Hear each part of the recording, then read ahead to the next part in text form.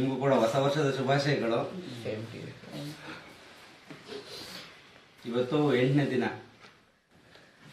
8ನೇ ದಿನದ್ದು ಕಾರ್ಯಕ್ರಮನ ಅದ್ದೂರಿಯಾಗಿ ಆಚರಿಸಿದ್ದಾರೆ ಎಲ್ಲರೂ.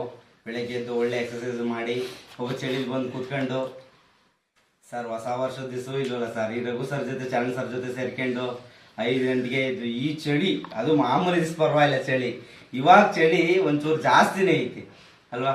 ಈ ಚಳಿಲಿ ಸೈಕಲ್ ತುಂಬ್ಕೊಂಡು ನಡ್ಕೊಂಡು ತಟ್ಟಾಡ್ಕೊಂಡು ಬಂದು ಇಲ್ಲೋ sir Charan sir Raghu sir ಎಲ್ಲ ಸೇರ್ಕೊಂಡು ಅದೇನ ಹಾಕ್ತಾರೆ, ತಟ್ಟಾಡ್ತಾ ಇರ್ತೀವಿ ನಾವು. ಸುಮ್ಮನೆ ಒಂದ್ಸತಿ ಕಣ್ಬಿಟ್ಟು ನೋಡ್ತೀವಿ, ಒಂದ್ಸಲ ಆ ಕಡೆ ತಿರುಗ್ತೀವಿ, ಈ ಕಡೆ ತಿರುಗ್ತೀವಿ. ಯಾಕೆ ಮಾಡ್ತಾರೆ ಅಂತ ಗೊತ್ತಾಗ್ತಿಲ್ಲ ನಮ್ಗೆ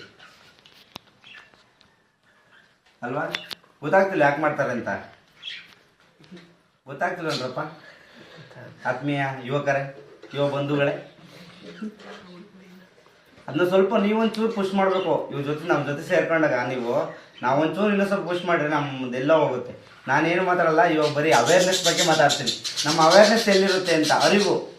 ಅರಿವು ಅಂದರೆ ನಾಲೆಡ್ಜಾ? ಇಂಗ್ಲೀಷಲ್ಲಿ ಕನ್ನಡ ಟ್ರಾನ್ಸ್ಲೇಟ್ ಮಾಡಿದ್ರೆ ಜಾಗೃತಿ, ಅವೇರ್ನೆಸ್, ಜಾಗೃತಿ, ಸದಾ ಎಚ್ಚರದಲ್ಲಿರೋದು. ಸದಾ ಎಚ್ಚರದಲ್ಲಿರೋದು. ಹೆಂಗೆ ಅಂತಂದ್ರೆ ನಮ್ಗೆ ಏನ್ ಮಾಡ್ತಿದ್ದೀವಿ ನಮ್ಗೆ ಗೊತ್ತಿರಲ್ಲ. ಈಗ ಎಲ್ಲೋ ಎಕ್ಸಾಂಪಲ್, ನಮ್ಮ ಈಗಿನ ಕಾಲದಲ್ಲಿ ಈಗ ಎಲ್ಲೋ ಸೈಕಲ್ ಹೊಡ್ಕೊಂಡು ಹೋಗ್ತಾ ಇರ್ತಾರೆ, ಬೈಕಲ್ಲಿ ಹೋಗ್ತಾ ಇರ್ತಾರೆ. ಅಯ್ಯೋ ಈ ಕಡೆಗೆ ಹೋಗ್ಬೇಕಾಯ್ತು, ಈ ಕಡೆಗೆ ಹೋಗ್ತಾ ಇದ್ದೀರಿ. ಎಷ್ಟೋ ಸಲ ಆಗಿಲ್ಲ ಸೈಕಲ್ ಸ್ಕೂಲ್ಗೆ ಹೋಗ್ಬೇಕಾದ್ರೆ. ಅದನ್ನೇ ಅವೇರ್ನೆಸ್ ಅನ್ನೋದು.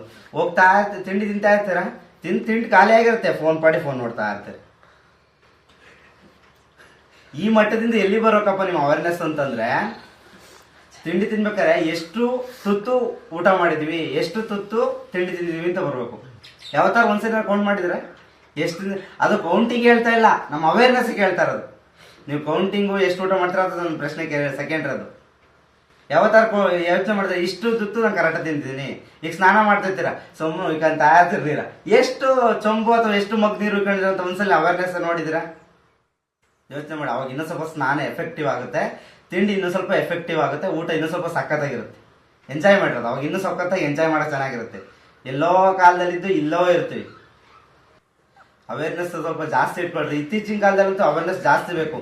ಅಂದರೆ ಇಲ್ಲಿ ಈಗ ನೋಡಿ, ಈಗ ಆಗ್ತಿರೋ ಪರಿಸ್ಥಿತಿಗೆ ನಾವಿಷ್ಟು ಅವೇರ್ನೆಸ್ ಆಗಿದ್ರೂ ಸಾಲದು. ಈಗ ಲಾಸ್ಟ್ ಒಂದು ಹಿಂದೆ ಕೋವಿಡ್ ಬಂತು, ಈಗ ಹೊಸ ಮತ್ತೆ ಈಗ ಹೊಸ ಯಾವಾಗ ಬರ್ತಾ ಇರ್ತವೆ. ಹಾಗಾಗಿ ನಮ್ಮ ಹೆಲ್ತ್ನ ನಾವು ಚೆನ್ನಾಗಿ ಇಟ್ಕೋಬೇಕು.